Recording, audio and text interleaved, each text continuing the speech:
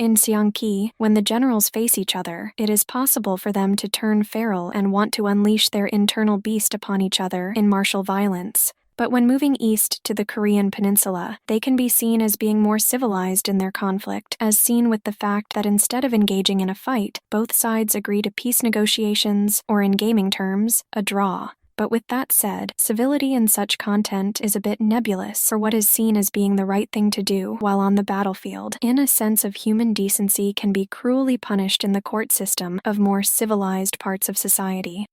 Greetings and welcome back to Checkpoint Gaming, Chess. With this episode, we will be going over Janggi.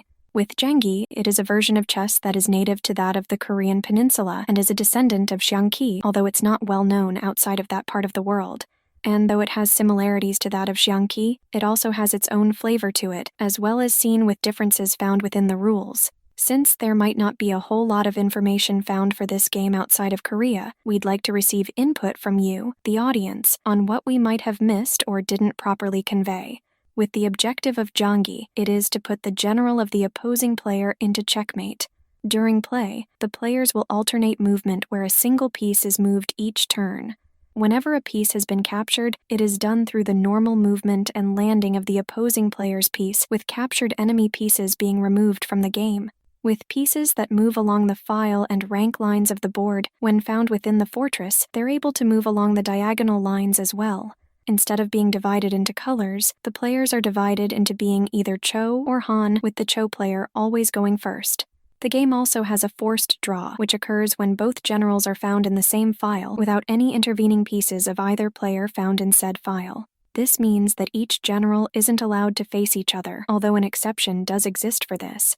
Isn't there always an exception? If one of the players finds themselves in a situation where they possess less powerful pieces found upon the board when compared to their opponent, said player has the option of having their general facing the opposing general with no intervening pieces found upon said file. With this situation, it will put the opposing general into check, thus requiring the stronger player to protect their general by either moving it out of check or to move another piece as a means of protecting the general, kind of like Tim McCarthy when protecting Ronald Reagan in John Hinckley Jr.'s attempt to assassinate Reagan. Once doing so, said player is able to use their general to engage in this action multiple times during the game.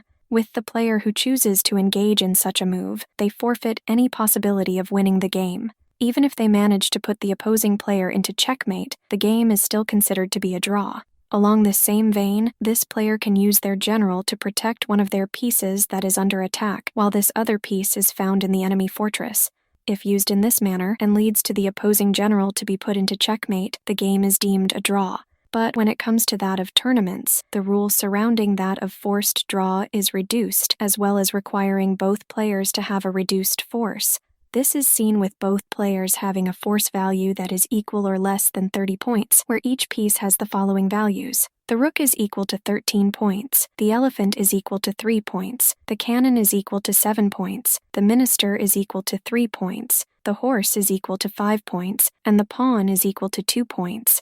Otherwise, without the presence of the other pieces, when the generals are found on the same file and there are no intervening pieces, the squaring off generals will have no effect upon each other. And since the document we use to extract this information doesn't list a point value for the general, we're assuming that he's free, which makes sense since he's the keystone piece on either player's side. And given his inherent value to either player, both players will have to have the general on their side at the start of the game. A variant to this points rule is to assign points to pieces during a tournament, which is only to occur when the game ends in a draw. In this situation, the player that possesses the greater total point value remaining upon the board is deemed the winner. On top of this, the Cho player will have to deduct 1.5 points from their total score due to them going first. With the board, it consists of an 8x9 square grid with 72 squares found upon it, with it being longer than it is wide when set up. Each side of the board also has a fortress on it that consists of a 3x3 square grid with an X found connecting the corners. With this X, it indicates where the general and the ministers are limited to during the course of the game. With all of the other pieces, they're able to move anywhere upon the board. In addition to this large X, there are 14 small X's found elsewhere upon the board, which are used as an easy indicator of where the pawns and cannons of a given player are to be placed during setup. Beyond that, they have no bearing upon the game. When placing the pieces upon the board, they're to be placed upon the intersections of the squares instead of within the actual squares themselves. On top of this, although they are limited with their given movement, the pieces are able to move along the lines found upon the board, which allows for greater movement of the pieces. The ranks and files also possess letters and numbers for purposes of recording moves during the game. When it comes to that of the game pieces, they're flat and octagonal in shape, with differing Chinese ideograms found upon their surfaces, which acts like indicators of which player controls them. The point behind this is to allow each player to know which piece is theirs. Some of the pieces also possess different characters, which is to further distinguish the armies from one another. In addition to their ideograms, the different pieces will also vary in size, with the general being the largest and thickest of the pieces, the ministers and pawns being the smallest and thinnest of the pieces, and the rooks, cannons, horses, and elephants splitting the difference. The respective players are also known as Cho or Han, with the Cho player traditionally possessing either blue or green ideograms, while the Han player traditionally possesses red ideograms. With the general, it moves just a single point within its respective fortress and can move in any direction along the lines found within said fortress. And though each general is able to face each other while unobstructed, it results in the game to end in a forced draw or stalemate if this occurs. With the minister, it moves just like that of the general, a single point within their respective fortress, and it can move in any direction as long as the minister follows a line found within said fortress. It is also worth noting that the minister is confined to their respective fortress. With the elephant, it moves one square either on the file or rank, followed by moving 2 points diagonally forward. With that said, it's unable to jump over any pieces that are found along its path.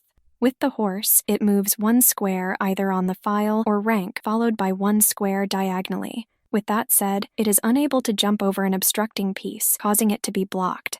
Regarding the elephant and the horse, they are the only pieces that can have their starting positions be altered, something we'll be talking about shortly. With the rook, it moves as many squares as the player wishes in a straight line along either the file or rank.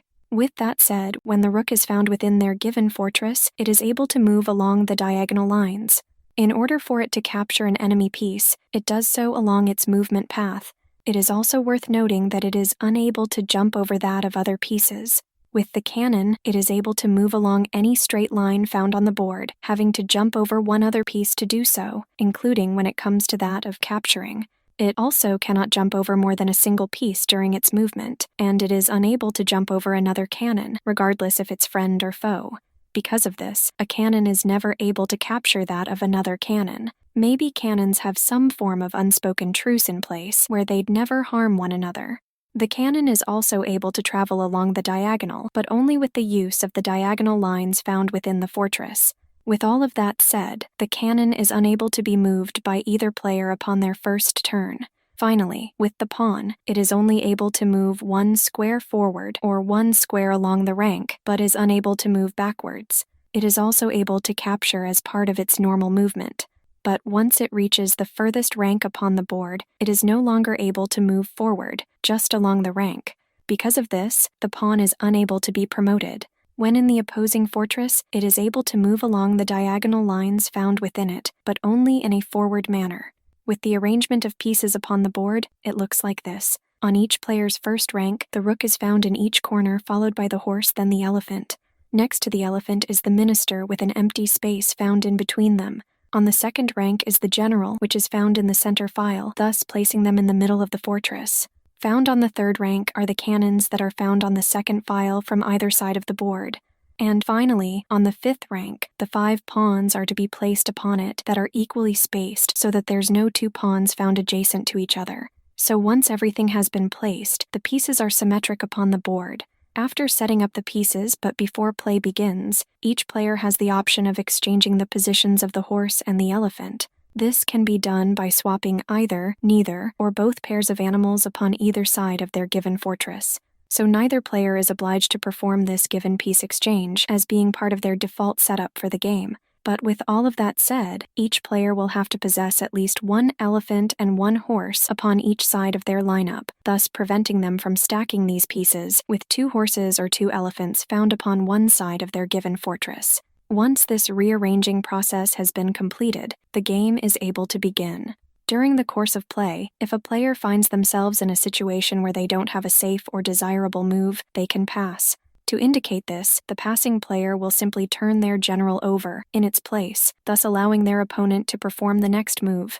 And if a player continually forces a repetition of the same positions upon the board and doesn't want to break this pattern, then the game is to end in a draw. Finally, if both players agree that there isn't any way for either of them to win the game, they can agree upon a draw. So with that said, that is what you need to know about Janggi. With that taken care of, we can start talking the pieces found in shogi. If you liked this episode, feel free to give it a like, and if you want to stay up to date on any future episodes we upload, go ahead and subscribe. You can also support us on Patreon for as little as $1 a month at patreon.com/checkpointgaming. See you in the next episode and happy gaming.